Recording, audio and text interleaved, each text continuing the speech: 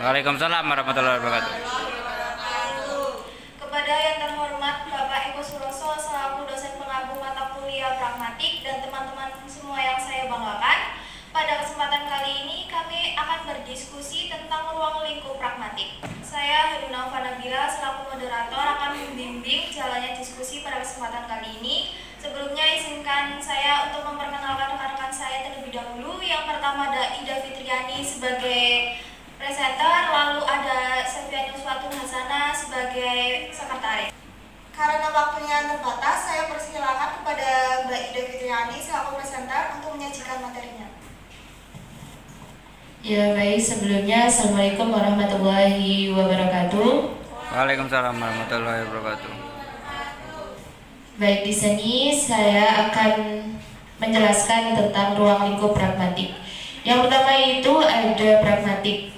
Menurut Leach, mendefinisikan pragmatik sebagai studi atau telaah makna bahasa dalam hubungannya dengan situasi pembicaraan. Berikutnya data Regan mengatakan bahwa pragmatik adalah telaah mengenai hubungan antara bahasa dan konteks yang tergramatisasikan atau disandikan dalam struktur atau bahasa. Yang ketiga ada Yule mengatakan bahwa pragmatik adalah suatu studi tentang hubungan antara bentuk-bentuk linguistik dan bentuk-bentuk itu. Dari ketiga tersebut saya simpulkan bahwa pragmatik merupakan salah satu subbidang semiotik yang khususnya mempelajari hubungan antara tanda-tanda dan entrepreneur-entrepreneurnya. Pragmatik mengacu kepada aspek-aspek komunikasi yang berfungsi situasional yang melatari tuturan, khususnya yang menyangkut hubungan antara pembicara dan pendengar. Atau dapat dikatakan pragmatik yaitu cabang linguistik yang mempelajari bagaimana konteks, maksud, dan tujuan berpengaruh pada makna bahasa. Selanjutnya yang kedua yaitu ada dieksis.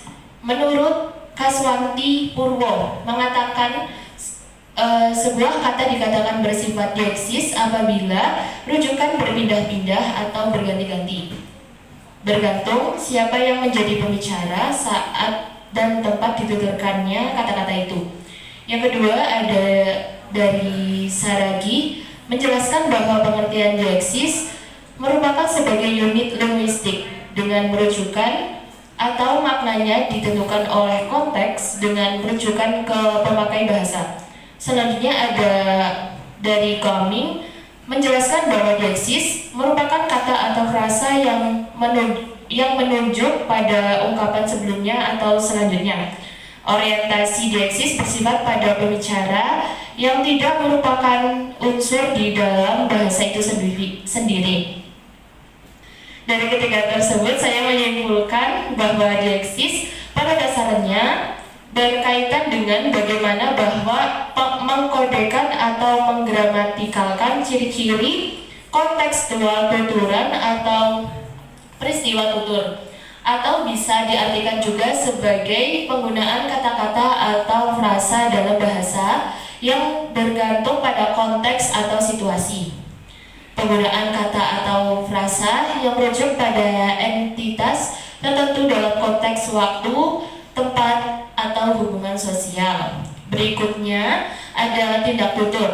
Menurut Leach mengatakan bahwa dalam tindak tutur mempertimbangkan 5 aspek situasi tutur yang mencangkup. Yang pertama ada tutur dan mitra tutur. Selanjutnya konteks tuturan, tujuan tuturan, tindak tutur sebagai sebuah aktivitas, dan tuturan sebagai produk tindak verbal. Yang kedua, menurut Chair mengatakan bahwa tindak tutur merupakan gejala individual yang bersifat psikologis dan berlangsungan ditentukan oleh kemampuan berbahasa si penutur dalam menghadapi situasi tertentu. Selanjutnya ada dari Sirle atau Rusmanto mengemukakan bahwa tindak tutur adalah teori yang mencoba mengkaji makna bahasa yang didasarkan pada hubungan tuturan dengan tindakan yang dilakukan oleh penuturnya. Dari ketiga tersebut saya menyimpulkan tindak tutur adalah tindakan yang dilakukan oleh penutur saat berbicara. Ini melibatkan fungsi komunikasi seperti meminta, memberi informasi, meminta maaf, dan lain sebagainya. Tindak tutur dapat menjadi ekspresi langsung atau tersirat. Setiap tuturan menampilkan tindakan tertentu atau melakukan sesuatu pada saat menuturkan kalimat yang sekaligus menampilkan tindakan tertentu. Istilah tindak tutur digunakan untuk mengacu pada tindak ilokasi sebagai fokus perhatiannya. Selanjutnya ada implikator. Menurut Jaja Sudarma mengatakan bahwa implikator adalah makna tambahan yang tersirat yang harus dipertahankan bila prinsip kerjasama dapat dilaksanakan. Berikutnya menurut Yule mengatakan bahwa implikatur adalah contoh dari informasi yang disampaikan daripada yang dikatakan. Selanjutnya menurut Critch menyebutkan bahwa implikatur adalah ilmu linguistik yang berhubungan dengan prinsip maksimal atau kerjasama. Salah satu penyebab terjadinya implikatur ialah tidak efektifnya proses komunikasi antara penutur dengan lawan tuturnya. Dari ketiga tersebut, saya menyimpulkan bahwa implikatur ialah makna tersirat yang dapat ditarik dari ucapan, meskipun tidak secara langsung dinyatakan. Hal ini seringkali melibatkan asumsi atau penalaran yang dibuat oleh pendengar berdasarkan konteks dan konvensi komunikasi.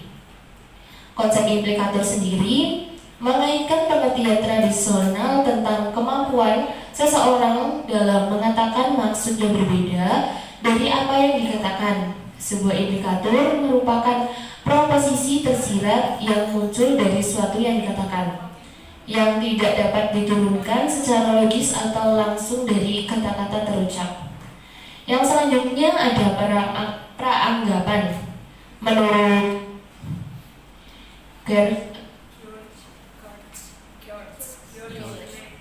Selanjutnya ada peranggapan. Menurut Gerd Yule mengatakan bahwa peranggapan atau preposisi adalah suatu yang diasumsikan oleh penutur sebagai kejadian sebelum menghasilkan atau tuturan. Yang memiliki preposisi adalah penutur bukan kalimat. Selanjutnya ada dari Nababan. Pengertian mengenai peranggapan yakni sebagai dasar atau penyimpulan dasar mengenai konteks dan situasi berbahasa yang membuat bentuk bahasa mempunyai makna bagi pendengar maupun penerima bahasa itu sebaliknya. Membantu pembicara menentukan bentuk bahasa yang dapat dipakai untuk mengungkapkan makna atau pesan yang dimaksud. Selanjutnya, menurut Lawrence Cumming menyatakan bahwa peranggapan adalah asumsi-asumsi atau inferensi-inferensi yang tersirat dalam ungkapan-ungkapan linguistik tertentu. Dari ketiga tersebut, di sini saya menyimpulkan bahwa peranggapan dapat diasumsikan atau ekspektasi yang ada sebelum atau selama percakapan. Ini mencakup asumsi tentang pengetahuan bersama antara penutur dan pendengar serta ekspektasi tentang apa yang akan dikomunikasikan. Jika diartikan lebih teknis, peranggapan dibatasi sebagai inference atau asumsi pragmatik yang setidaknya tampak terwujud sebagai ekspresi lingual dan dapat diilokasikan melalui penguji linguistik tertentu. Di sini yang terakhir ada strategi tutur. Menurut Yule, strategi tutur berkaitan dengan bagaimana cara seseorang menghasilkan tuturan yang menarik dan dapat dimengerti banyak orang dan dapat diterapkan dalam suatu kelompok maupun secara keseluruhan penutur sebagai suatu pilihan pada kejadian tertentu. Selanjutnya ada menurut Brown menjelaskan bahwa Strategi tutur merupakan teknik atau cara yang digunakan penutur untuk bertutur dengan melibatkan situasi atau kondisi tutur. Dari dua tes dari dari penelitian di atas, saya menyimpulkan bahwa strategi tutur adalah cara-cara yang digunakan oleh penutur untuk mencapai tujuan komunikatif tertentu. Ini termasuk pemilihan kata, gaya pembicara, dan pendekatan komunikasi yang digunakan dalam percakapan. Berikut lampiran yang saya gunakan untuk materi yang sudah saya paparkan.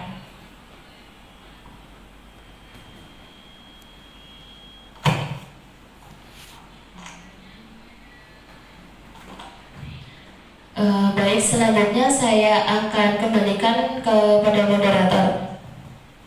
Baik, terima kasih atas pemaparan yang sudah dipaparkan oleh presenter. Selanjutnya akan disimpulkan oleh sekretaris. Baik, di sini saya akan menyimpulkan terkait materi yang sudah dipaparkan oleh Maida. Jadi kesimpulan pada presentasi pada siang ini yaitu ruang lingkup pragmatik itu mencakup berbagai aspek komunikasi termasuk deiksis, implikatur, tindak tutur, praanggapan, dan strategi tutur. Hal ini membantu kita memahami bagaimana bahasa digunakan dalam konteks komunikasi sehari-hari dan berperan penting dalam memahami pesan, menghindari kesalahpahaman, dan berkomunikasi secara efektif. Seperti itu. Saya kembalikan kepada moderator. Baik, selanjutnya kami buka sesi tanya jawab untuk 3 penanya saja. Silakan yang ingin bertanya. Oke, yang pertama Mbak Asa. Baik, perkenalkan saya Alsa Rizkyana Putri dengan NIM akhir 44. Izin bertanya, tadi kan sudah dijelaskan mengenai strategi tutur yang diambil dari pengertiannya Ibu Le tahun 2006 di halaman 114 yang isinya itu strategi tutur berkaitan dengan bagaimana cara seorang menghasilkan tuturan yang menarik dan dapat dimengerti banyak orang dan dapat diterapkan dalam suatu kelompok maupun secara keseluruhan, penutur sebagai sesuatu pilihan pada kejadian tertentu. Lalu pertanyaan saya, bagaimana cara seorang menghasilkan tuturan yang menarik dan dapat dimengerti oleh banyak orang? Terima kasih. Selanjutnya ada Mbak Fauzia. Izin bertanya, saya Fauzia Musfiro NIM 2201040048. Tadi dijelaskan bahwa tindak tutur menurut Abdul tahun 2004 yang menyatakan bahwa tindak tutur merupakan gejala individual yang bersifat psikologis dan keberlangsungan ditentukan oleh kemampuan berbahasa si penutur dalam menghadapi situasi tertentu. Pertanyaan saya adalah bagaimana gejala individual tindak tutur dapat dipengaruhi oleh sifat psikologis? Baik, untuk penanya yang terakhir ada Mbak Dewi. Assalamualaikum warahmatullahi wabarakatuh. Waalaikumsalam warahmatullahi wabarakatuh.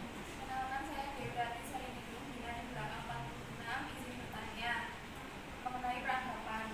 Seperti yang sudah dijelaskan tadi, pertanyaannya, berapa jenis peranggapan yang Anda ketahui dan Anda pahami, dan bisakah sertakan atau berikan satu contoh dari satu jenis peranggapan tersebut beserta penjelasannya? Terima kasih. Baik, terima kasih untuk pertanyaannya. Saya serahkan kembali kepada presenter. Terima kasih untuk pertanyaannya. Izinkan saya untuk menjawab pertanyaan tersebut. Saya menjawab pertanyaan dari Mbak Alsa terlebih dahulu yang bertanya,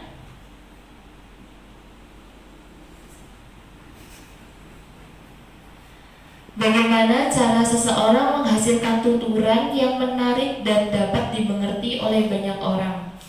Begitu ya Mbak Alsa pertanyaannya? Ya, untuk menghasilkan tuturan yang menarik dan mudah dimengerti, yang pertama yaitu pilih kata-kata sederhana, menggunakan bahasa yang jelas dan umum, dan hindari jargon. Yang kedua, ada susun tuturan dengan rapi. Yang ketiga, menggunakan contoh dan ilustrasi. Di sini disertakan contoh untuk memperjelas ide-ide yang akan disampaikan. Selanjutnya ada juga keterkaitan ide. Selanjutnya, perhatikan kepentingan audiens. Gunakan gaya tuturan yang menarik dan ajak audiens berpartisipasi. Seperti itu Mbak Elsa jawabannya. Baik, terima kasih Mbak Ida. Oke. Selanjutnya ada pertanyaan dari Mbak Fauzia. Bagaimana gejala individual tindak tutur dapat dipengaruhi oleh sifat psikologis? Begitu ya Mbak Fauzia pertanyaannya. Jawabannya, gejala individual tindak tutur dapat dipengaruhi oleh berbagai sifat psikologis. Yang pertama, sifat kepribadian. Kedua, ada kognisi dan persepsi. Yang ketiga, ada sifat motivasi. Berikutnya ada emosi. Dan yang terakhir ada pengalaman dan kondisi psikologis masa lalu. Begitu Mbak Fauzia jawabannya. Oke. Selanjutnya pertanyaan terakhir dari Mbak Dewi yang bertanya, berapa jenis peranggapan yang saya pahami dan bisakah sertakan contoh dari satu jenis peranggapan tersebut beserta penjelasannya. Begitu ya Mbak Dewi. Jenis peranggapan di sini yang pertama ada peranggapan eksistensial. Peranggapan yang bukan hanya menunjukkan kepemikiran sesuatu, tetapi juga keberadaan atau eksistensi dari sesuatu tersebut. Yang kedua ada peranggapan faktif. Peranggapan faktif di sini adalah peranggapan yang muncul dari informasi yang akan disampaikan dengan kata-kata yang menunjukkan suatu kata yang diyakini kebenarannya. Selanjutnya ada peranggapan leksikal, yaitu penggunaan sebuah kalimat yang digunakan untuk menunjukkan bahwa sebuah kegiatan atau suatu hal pernah terjadi. Sebagai contoh yaitu Roni berhenti merokok. Tuturan tersebut beranggapan Roni pernah merokok. Peranggapannya dapat diketahui dengan memperhatikan kata berhenti dalam tuturan di atas. Selanjutnya ada peranggapan struktural. Peranggapan struktural adalah peranggapan dalam kalimat tanya. Keberadaan dalam peranggapan struktural sudah diasumsikan dalam tuturan itu sendiri. Sebagai contoh, siapakah nama kakak Tony? Tanda tanya. Tuturan di atas berperanggapan struktural. Tony memiliki kakak. Jika tuturan tidak meyakini bahwa Tony memiliki kakak, ia akan menanyakan hal tersebut. Mungkin jenis-jenis peranggapan yang saya ketahui cuma segitu ya Mbak Dewi. Mungkin ada lagi beberapa peranggapan, tapi saya akan pelajari lagi. Seperti itu jawabannya. Ya, baik, saya kembalikan ke moderator kembali. Demikianlah kegiatan presentasi dan diskusi pada kesempatan kali ini. Mohon maaf apabila ada kesalahan. Sekian, terima kasih. Wassalamualaikum warahmatullahi wabarakatuh.